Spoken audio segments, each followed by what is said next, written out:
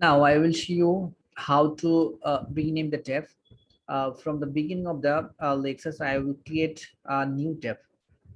Now I rename the new tab. So at the same way, this is the new tab. So I rename the new tab option. So I want to rename this option. So I want to go to the file options, then file menu, then file to options. So I have to click on the options. Then if I click on the options, a dialog box will be appeared, and this dialog box will click on the customize ribbon options.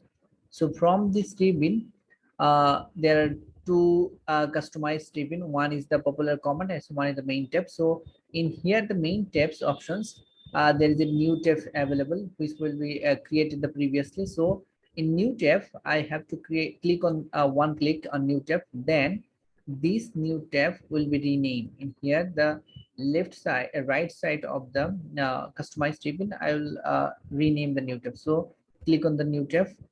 Then this new tab will be a display name as the new tab. So I have to rename it. So I rename is customized tab or my tab.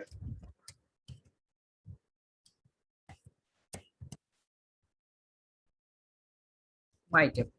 So I renamed as my tab. Then okay. Then okay. So this new tab will be renamed as my tab. So in this way, we will rename the new tab options.